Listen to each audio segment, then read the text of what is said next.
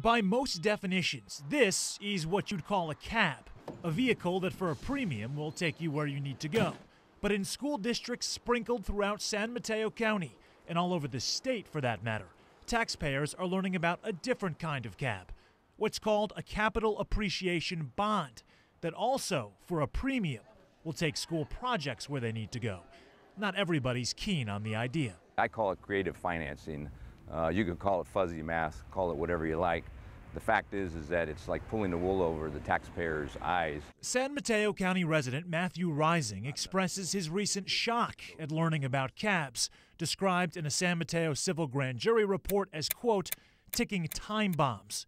You see, conventional bonds require regular payments on principal and interest and typically end up costing taxpayers 1.5 to 2.5 times the principal.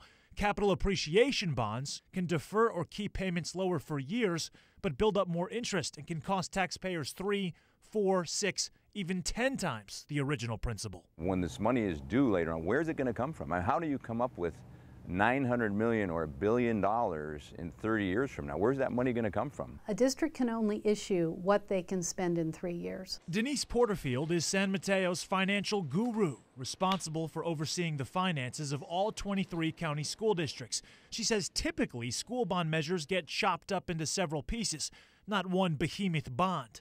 Porterfield also says when San Mateo issues these cabs, they're typically for shorter terms, only a few years. Then there's the report itself, which, as we discovered, is riddled with errors. It says the outstanding cabs in San Mateo County will cost taxpayers $2 trillion. But the figure shown in the report is actually $2 billion. That's a big difference. As it concerns the San Mateo Union High School District, the civil grand jury has accused it of selling 3 cabs in recent years, $190 million in funds that will cost taxpayers almost $1 billion to pay off down the road. Is that true? I don't know how that could be accurate when their total indebtedness is approximately $1 billion. Their total indebtedness. The reality is San Mateo Union is on the hook for about $1 billion in total debt right now. That's bonds that have already been issued. Now, according to the school district, that does include 2 cabs that will have to be paid back eventually at almost 5 times that amount. San Mateo Union says when you include its more conventional bonds, the figure shrinks considerably. But still, did you know this is how school bond measures are being financed? Alicia Minion fears the answer is no. She's a certified fraud examiner who serves on a state watchdog committee for school bonds. Minion is trying to educate voters on what they're not being told when they vote for school bond measures. The voter information is drafted in such a way to really pull at your heartstrings and make you feel good about voting for a school bond. And when you promise a lower tax rate, thinking, wow, this doesn't really cost me very much, I will go ahead and vote yes. But unbeknownst to the voter, you may have been duped. And here's what you need to understand as taxpayers. School bond measures are paid with taxes on your assessed home value. An elementary or union high school district can charge you up to $30 for every $100,000 your home is worth. Unified districts can charge up to $60. But as you'll see, they often don't. Measure P, the high-profile $130 million ballot measure in San Mateo Foster City up for a vote this week, has a tax rate of $19, well below the maximum rate. The gamble school districts are making is that your home values will increase in future years enough to keep those tax rates relatively low. But if the home projections miss their mark, it creates a bonding shortfall.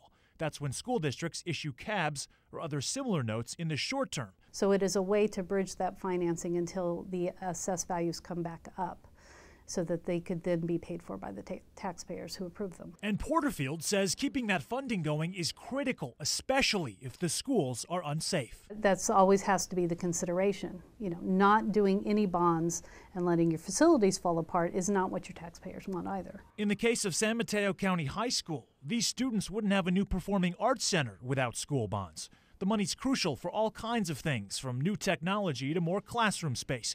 But are those immediate improvements worth pushing higher costs out to folks down the road?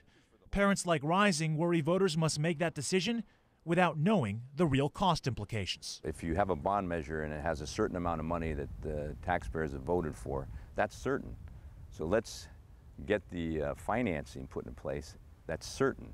And let's not guess on these other items. Let's not guess on the value of the property going up and more revenue coming in. If they choose a cab structure it's not going to harm you personally today. It's going to harm whoever lives in that district 10 or 20 years from now. Those are the ones that are going to have to pay for it.